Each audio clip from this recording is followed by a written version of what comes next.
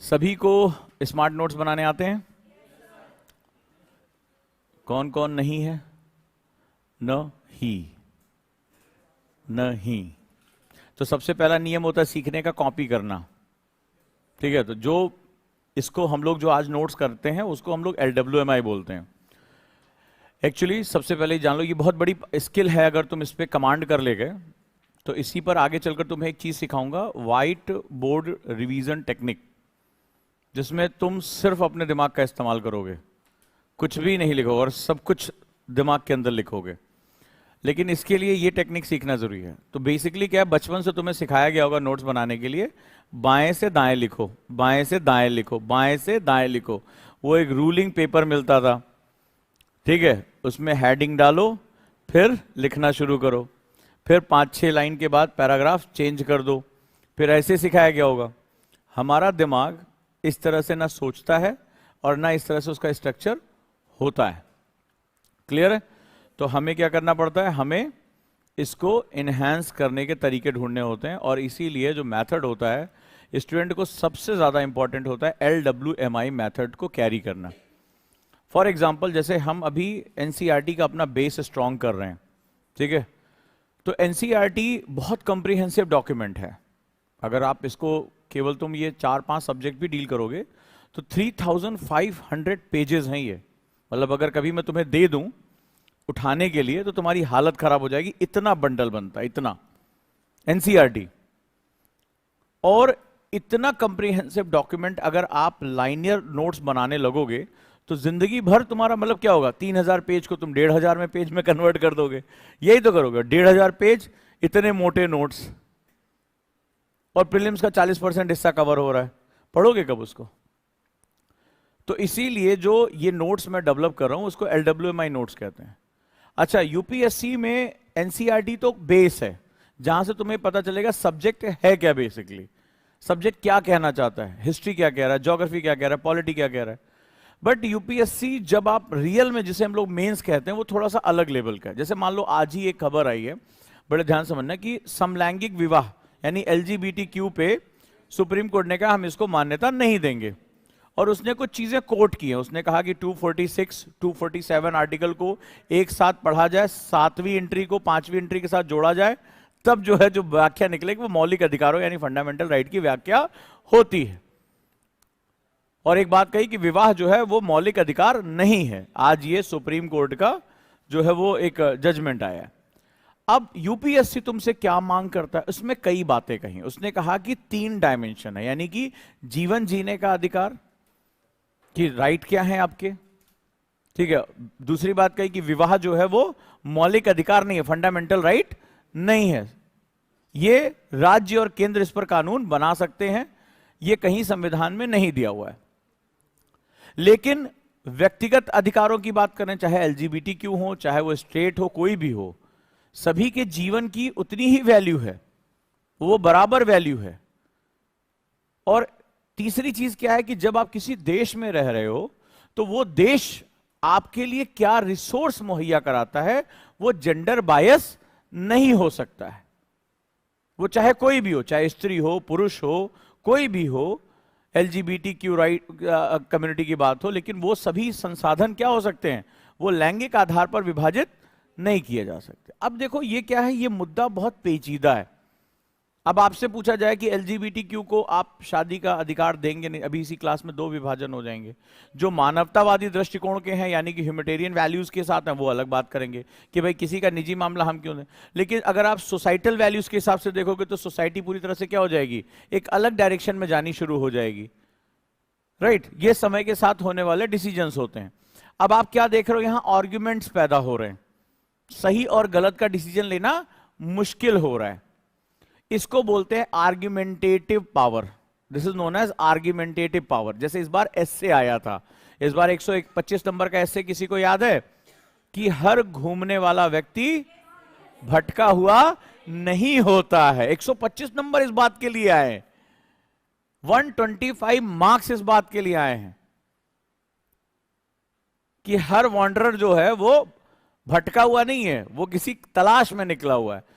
So these all called argumentative things. UPSC जब mains को touch करोगे तो तुम्हारे पास आर्गुमेंटेटिव पावर होनी चाहिए। अब आर्गुमेंट्स क्या होते हैं, अगर आर्गुमेंट्स को लिखने बैठोगे तो आर्गुमेंट्स को लिखा नहीं जा सकता, कोर लिखा जाता है। मान लीजिए हमारे भारत में क्या था, हमारे भारत में दर्शन हुआ करते थे, ठीक है। जैसे मान लीजिए ज्ञानी शंकराचार्य जी का जब मंडन मिश्र के साथ शास्त्रार्थ हुआ, तो हमारे यहाँ एक प्राचीन भारत में शास्त्रार्थ की बात हुआ करती थी।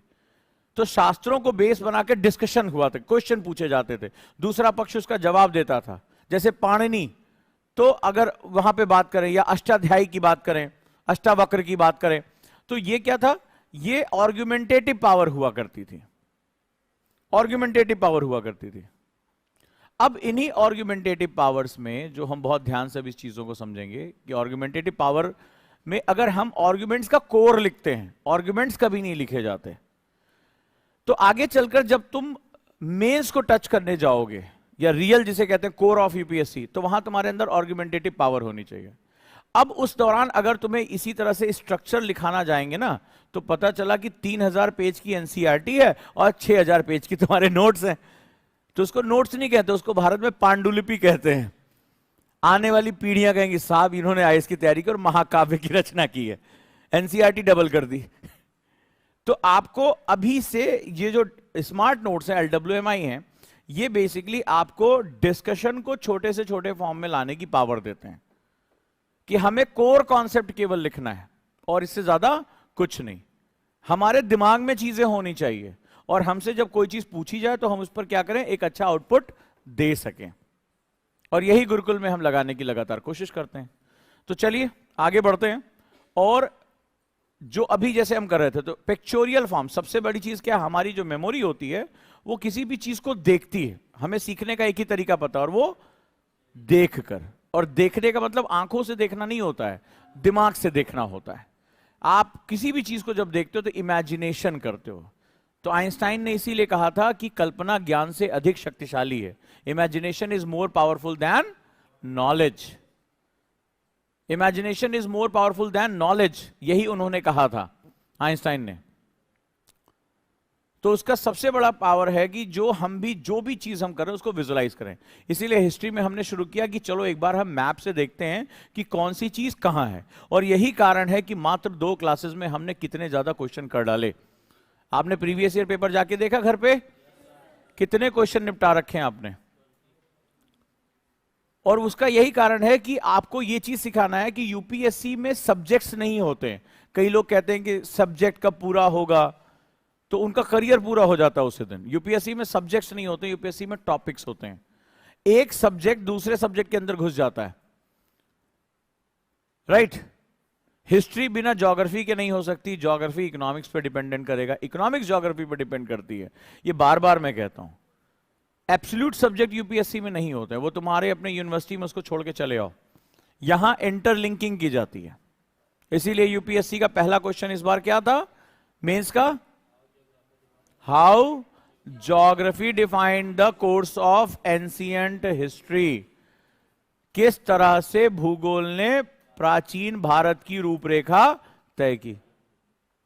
और मात्र 2 क्लासेस में मैं इतना कॉन्फिडेंट हूं कि अगर आपने ढंग से मुझे सुना होगा और मैप पे भी काम कर लिया होगा, तो आज मेरी क्लास का सिंगल कोई स्टूडेंट ऐसा नहीं है जो इसका जवाब ना दे सके। और सिर्फ जवाब देना नहीं, वो इस पर अच्छे से जवाब दे सकता है। तो ये एक बड़ी अच्छी बोहनी है कि भाई चीजें सही चल रही हैं। इसीलिए जो लोग अभी सो रहे हैं, घर पे एंजॉय करें, उनको बुला लो, उनको बुला लो। फोन तो नंबर होगा ही ना, उनको वापस बुलाओ। भाई हमारा फर्ज है, जो भूले बिसरे लोग हैं उनको खींच के बुलाना पड़ता है कई बार, भटके हुए लोग हैं, तो भटके हुए लोग हमेशा, ठीक है, घूमने हुए लोग हमेशा भटके, उनको वापस बुलाओ कि चलो अच्छा चल रहा है, सब कुछ मजा आ रहा है, चलो आगे बढ़ते हैं आज। तो आज हम लोग, ये जो आपको लग रहा होगा कि सर केवल इतना ही पढ़ाएंगे, बहुत स्ट्रक्चर 14 टॉपिक, लेकिन 14 टॉपिक से पहले मैं आपको मैपिंग करना सिखा रहा हूं कि हिस्ट्री में भी मैपिंग कितनी पावरफुल होती है, राइट।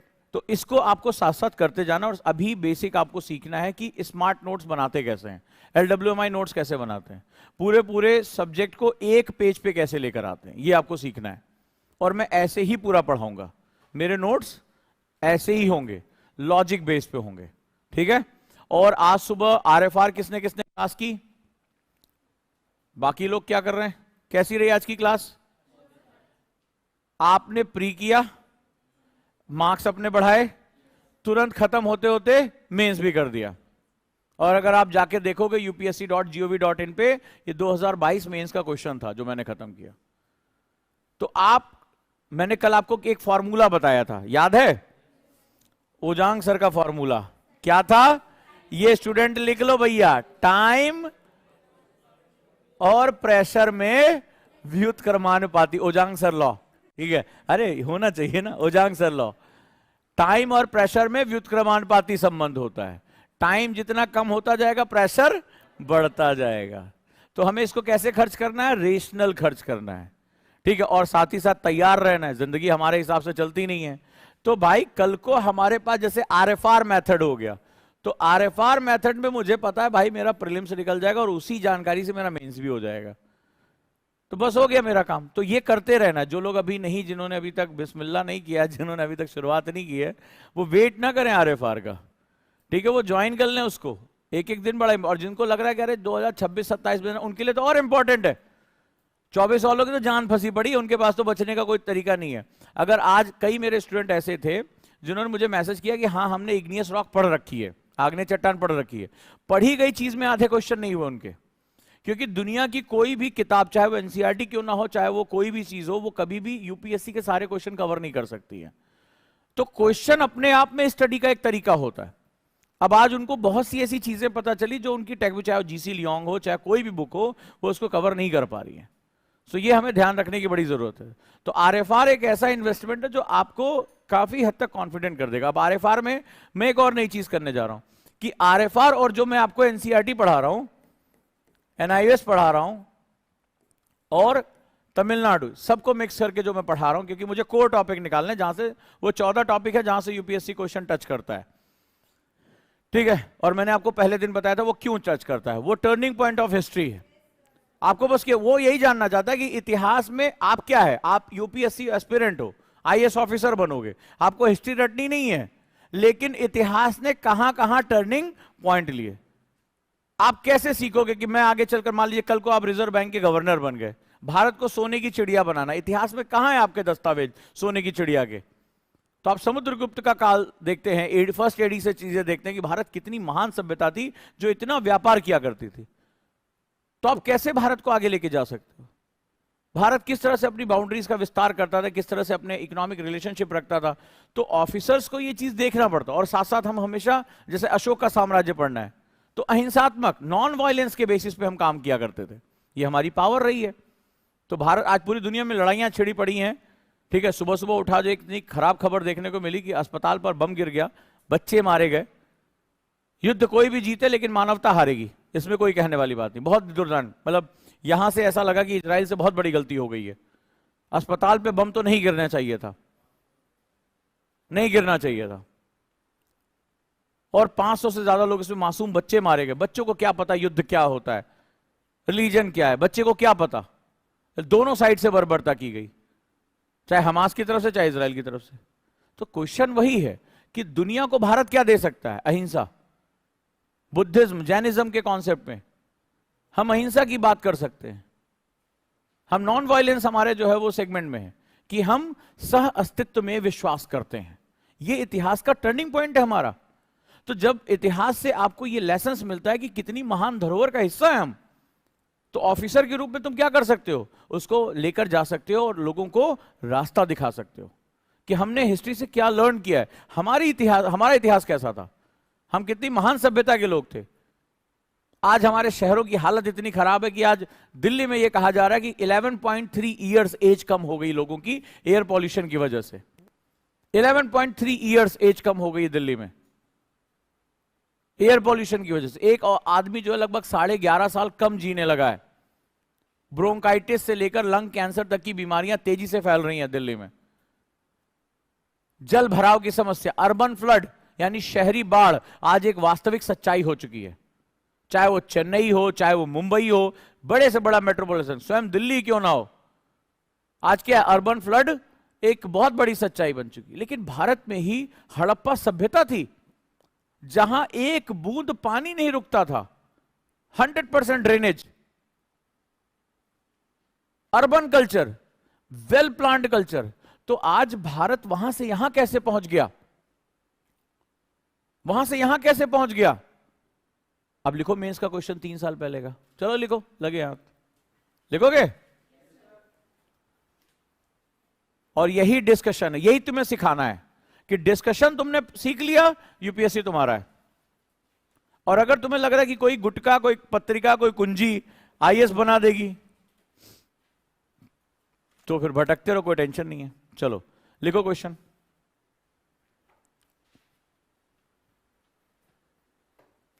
जिस देश में हड़प्पा जैसी, ये मेंस का क्वेश्चन है, जिस देश में हड़प्पा जैसी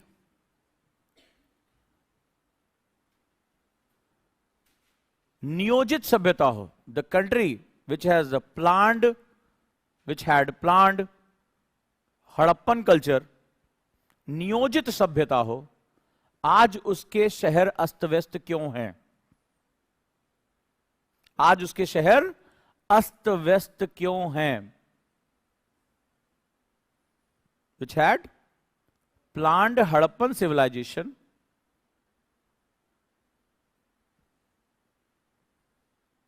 Y our present day Indian cities are messy. CSAT की क्लास वैसे कहीं कोई पूछ रहा है, सीसैट की क्लास दिवाली के बाद शुरू करेंगे, थोड़ा छुट्टी उट्टी का टाइम है, ठीक है। चलो आगे बढ़े।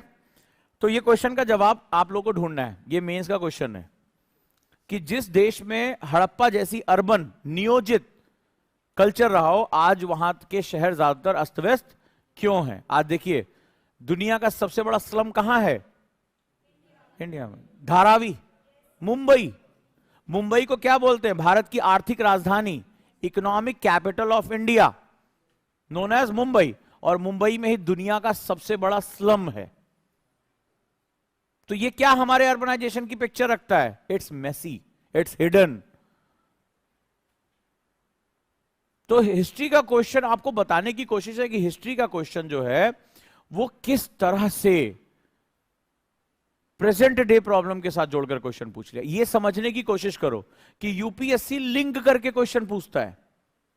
अब आप हड़प्पा कल्चर आपने पढ़ा हुआ है, लेकिन आज वर्तमान शहरों की समस्याओं को आप नहीं जानते हैं, इस क्वेश्चन का जवाब नहीं दे सकते। ये मेंस का क्वेश्चन है। तो आज की बोनी हो गई हमारी, चलें आगे। चलो, तो अब इस ओजांग सर फॉर्मूला को याद रखना कि टाइम कम होता जाएगा, प्रेशर बढ़ता जाएगा। और अभी जैसे किसी का, जैसे हमारे मित्र हैं, इनसे एक दिन मैंने पूछा कब देना, बोले 27 में देना। ये अलग ही बोल रहे थे। मैंने डांटा वाटा सबको एक दिन, अरे ऐसे करो वैसा करो, तो बस से धीरे से उतर के आए। टेंशन वेंशन क्यों नहीं है सर, 27 में देना है। तो देखो क्या है, टाइम ज्यादा है तो प्रेशर कम है ना? तो टाइम कम है तो प्रेशर ज्यादा। तो आपको टाइम को रेशनल यूटिलाइज करना, और वो तभी होगा जब आप स्मार्ट स्टडी करोगे। सभी के पास यूपीएससी का सिलेबस है? पढ़ते रहो उसको बार बार, बाइबल की तरह इस्तेमाल करो। दूसरा, न्यूज़पेपर अब मेरी क्लास में कोई भी बिना मैप के नहीं पढ़ेगा। आदत डाल लो, बहुत अच्छा कर रहे हो आप लोग। सभी लोग मैप के साथ पढ़ना है, बिना मैप के न्यूज़पेपर नहीं पढ़ना है। खत्म हो गई बात। जो भी चीज है उसको देखना है मुझे कहां है, अब फिर देखना कुछ दिन के अंदर तुम्हारे अंदर क्या चेंज आएगा। तीसरा, प्रीवियस ईयर क्वेश्चन पढ़ते रहा करो। चौथा, एनसीईआरटी पे अपनी कमांड रखनी है, तमिलनाडु पे अपनी कमांड रखनी है, ठीक है। चलें, और आरएफआर के साथ जुड़ जाओ। आरएफआर आपकी पढ़ाई को कई गुना बढ़ा देगा, ठीक है। ये टीचर के लिए मुसीबत है, कोई कहीं भी पढ़ रहा हो, टीचर के लिए मुसीबत है। जब आप किसी भी, जैसे आज आप इग्नियस पे गए, 10 क्वेश्चन आपके थे, और ऐसे ऐसे कुछ क्वेश्चन तो ऐसे थे जिसपे कभी ध्यान नहीं, कोई बुक टेक्स्ट बुक में नहीं है।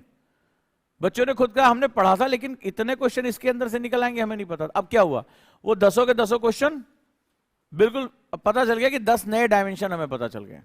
चलिए शुरुआत करते हैं। तो कल हम कहां थे? मैपिंग पे। फर्स्ट स्टेज हमारा हो गया था। हाँ बेटा, लिथ का मतलब क्या होता है? ये नहीं बोलने देना। दांतों की करे हिफाजत, मोती सा चमकाए, डाबर लाल दंत मंजन से मुखड़ा खिलखिल जाए, ठीक है। और जब हम पिक्चर देखने जाते थे कई साल पहले, विको वज्रदंती नहीं, हाँ बताओ। शाबाश, इतना घबराते का है, फिर तुमने दांत खोदा, ठीक है, गलत बात है ना। अरे हमने कह दिया इसका थोड़ा ब्रांड एम्बेसडर हो जाओगी।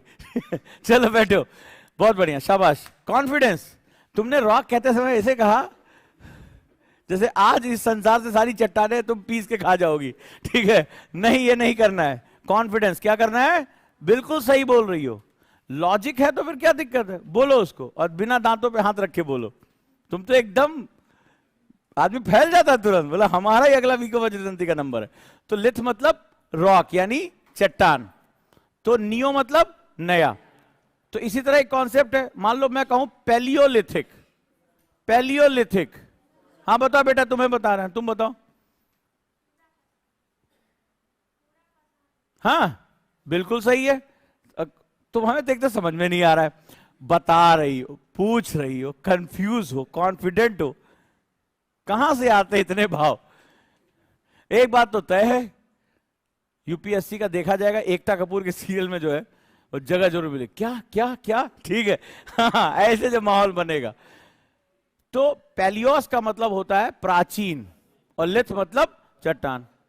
तो अच्छा चलो तुमसे क्वेश्चन पूछें, तुम्हारा तो अभी टाइम है, ठीक है, चलो तुमसे पूछते हैं, माइक्रोलिथ का मतलब क्या हुआ। छोटा भीम है, चलो बताओ।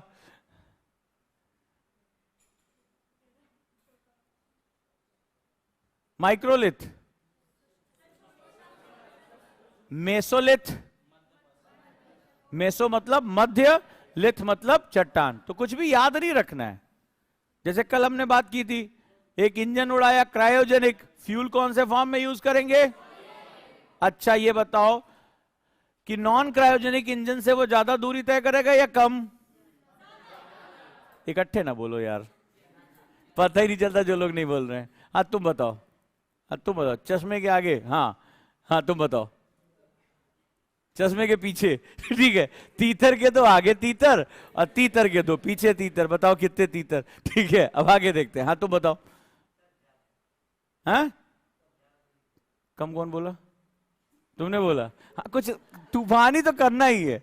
ये देखो हंक बॉय हैं, इन्हें हमजा थम्सअप की जरूरत पड़ती है, तो इन्होंने कहा वो बेचारा सही बोल रहा था, ऑब्वियस सी बात है, तो इन्हें कुछ तूफान ही करना था, रहा नहीं जा रहा था। माउंटेन ड्यू पहले बात तो कम पिया करो, ठीक है, चलो बिल्कुल सही है, ज्यादा, ठीक है ज्यादा, क्यों, क्योंकि वो लिक्विड से सॉलिड में कन्वर्ट होती है, इसीलिए क्रायोजेनिक इंजन का यूज किया जाता है। शाबाश, तो ये सब क्वेश्चन आए हुए यूपीएससी में। चलो आगे बढ़ते हैं आज हम लोग, तो मैपिंग में हम आगे बढ़ते हैं। तो कल हमने नदियों का पूरा खेल समझा, इस पूरे एरिया को हमने समझा, ठीक है। अब हमें समझ में आ रहा है कि सुतकोंडा कहां है, ठीक है, हमारा मोहनजोदाड़ो कहां है, पूरा एरिया हमें समझ में आया।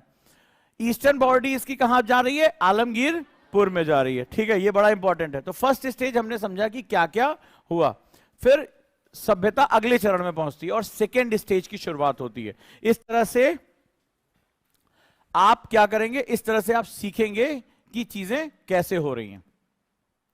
सेकेंड स्टेज, इसे इनिशियल हड़प्पन एज भी कहा जाता है, प्रारंभिक हड़प्पा काल।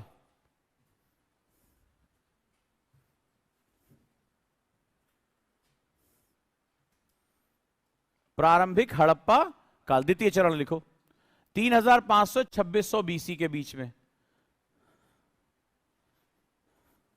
बीसी मतलब बिफोर क्राइस्ट, डिस्क्लेमर दे देता हूं, बिफोर क्राइस्ट 3500 से 2600 बीसी के बीच में, ईसा पूर्व। अब लोग धीरे धीरे क्या हुआ, क्योंकि अब आपको एग्रीकल्चर की जरूरत पड़ती है, और एग्रीकल्चर के लिए क्या चाहिए, बेस, क्या बताया था, मिट्टी और पानी। और मिट्टी कहां से आ रही है, नदियों के साथ। कौन सी मिट्टी, एलुवियल सॉइल, शाबाश, जलोढ़ मिट्टी, जो कि भारत में, उत्तर भारत में बहुत डोमिनेंट है ये, और सबसे ज्यादा फर्टाइल होती है, उपजाऊ होती है, हर साल नई हो जाती है। तो क्या हुआ, अब लोगों को वो प्लेन चाहिए था, तो लोग क्या हुआ, आगे की तरफ बढ़े। लिखो, पीपल मूव टुवर्ड्स प्लेन, लोगों ने मैदानों की तरफ जाना शुरू कर दिया। ऐसे पढ़ना है हमें, तो आप लोग जो मैपिंग करेंगे ना करंट अफेयर्स की, इसी तरह से करेंगे, इसीलिए मैंने ये समय दिया। करंट अफेयर्स भी आपका तैयार होगा, हिस्ट्री तो आपकी तैयार हो ही रही है। Use of wheel and plough, ये हमारा सबसे टर्निंग पॉइंट था। हमारे दो चार टर्निंग पॉइंट थे, ठीक है, समझना शुरू करो। मनुष्य के विकास की गाथा, हम हैं तो बंदरों से, और कुछ लोग अभी भी वहीं रुक गए हैं, लेकिन फिर भी मान के चलें ज्यादातर इंसान है, ठीक है। तो कुल मिलाकर हमारी कहानी बड़ी इंटरेस्टिंग है। तो पहला हमारा जो सेगमेंट था वो आग की खोज थी, ठीक है। मैंने एक क्लास में इसको कहानी सुनाया था, कहो तो एक बार और बता दें कि दो चीजों के साथ क्या हुआ। तो हम निकले बंदरों से, एप से। तो शुरुआती दौर में क्या था कि हमें, हमारा जो शरीर, हम चौपाए थे, यानी हाथ पैर दोनों इस्तेमाल करते थे चलने के लिए। उसका सबसे बड़ा कारण था हमारा इंटेस्टाइन, पेट बहुत बड़ा सा था, ठीक है। तो पेट बहुत बड़ा, उसका कारण यह था कि हम रॉ फूड यूज करते थे।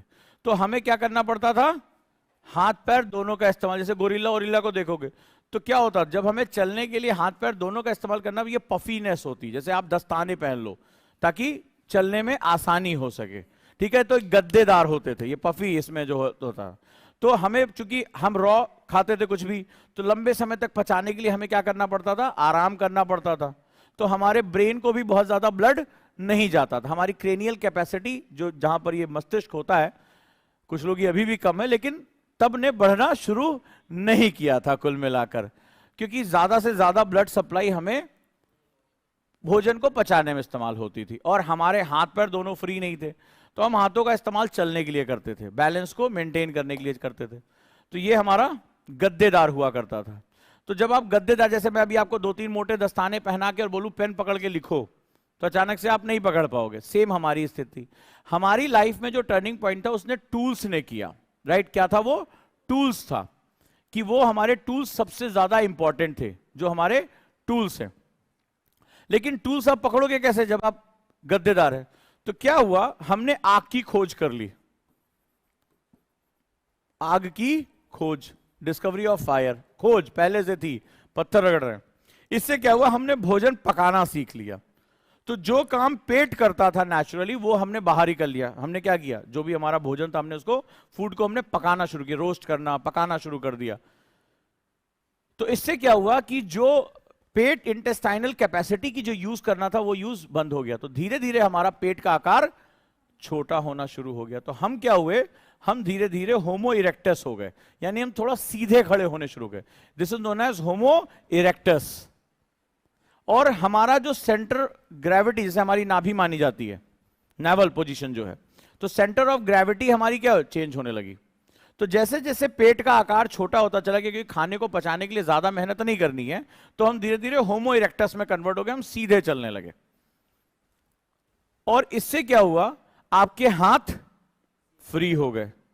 अब जब आपके हाथ फ्री हो गए, यानी अब धीरे धीरे समय के साथ क्या हुआ, ये ज्वाइंट्स ओपन होने लगे और हमारी ग्रिप अच्छी हो गई। क्या हो गई, ग्रिप अच्छी हो गई, यानी हम चीजों को अच्छे से पकड़ने लगे। बस ये हमारा टर्निंग पॉइंट शुरू हुआ। और जब हमने चीजों को पकड़ना शुरू कर दिया, तो हमने टूल्स, हमारी विकास की यात्रा में सबसे इंपॉर्टेंट क्या है, टूल्स। इजराइल कैसे हमास के ऊपर भारी पड़ गया, टूल्स। रॉकेट क्या है, टूल्स हैं। बॉम्ब क्या है, टूल्स हैं। टैंक क्या है, टूल्स हैं। अमेरिका किस लिए जाके सबसे ताकतवर माना था, बिकॉज टूल्स हैं उसके पास। तो मानव के विकास की जो यात्रा है, सब कुछ टूल्स हैं। ये रेलवे, ये फलाने ढिकाने, सब कुछ टूल्स है। तो इसने क्या किया, इसने चीजों को पकड़ना शुरू कर दिया, ठीक है। अब इसने क्या किया, अब इसने देखा, मान लो जानवर को पहले दौड़ के पकड़ने की कोशिश करता था बेचारा ना। मनुष्य क्या है, सबसे घटिया किस्म का जानवर है। ना तो हम बहुत तेज दौड़ सकते हैं, ना हमारे कैनाइन टीथ हैं कि भैया फाड़ ले मांस वांस, ये भी नहीं है। ना हमारे नाखून कोई बहुत बड़े बड़े हैं कि मजबूत नाखून, शेर पंजे। हम बहुत घटिया किस्म के जानवर थे हम लोग, जिसे कहते थर्ड ग्रेड। तो हमने क्या देखा कि भाई हमने ऐसे पकड़ना सीखा और हमने थ्रो करना शुरू कर दिया कि हम इसको नुकीली चीज फेंक के मारेंगे, मर जाएगा ये घायल हो जाएगा, हम पकड़ लेंगे इसको। बस यहीं से हमारी कहानी बदल गई और हमने टूल्स का निर्माण करना शुरू कर दिया। फिर हम धीरे धीरे धीरे धीरे एडवांस टूल बनाने लगे। फिर हमें समझ में आया कि भाई ये मान लो पत्थर है, पत्थर में हम फंसा देंगे कोई डंडा या हड्डी, इससे हम हथौड़ी बना लेंगे, कुल्हाड़ी बना लेंगे। तो हम उन चीजों को भी काटने लगे जो हमारे अपने बस का नहीं था। जैसे पेड़ काटना हो गया, तो हमने कुल्हाड़ियों से, जो पत्थर की कुल्हाड़ियां थी, उससे काटना शुरू कर दिया। हमने शिकार करना शुरू कर दिया घेर के, हमने क्या किया, हमने लकड़ी पर या हड्डी पर आगे जो है टूल्स, जो नुकीले पत्थर थे वो बांध बांध के हमने मारा, हमें क्योंकि हमारी थ्रोइंग कैपेसिटी बढ़ गई just because of holding hands. तो ये हमारा पहला टर्निंग पॉइंट था। दूसरा हमारा टर्निंग पॉइंट हमारा आया जब हमने पहिए की खोज कर ली।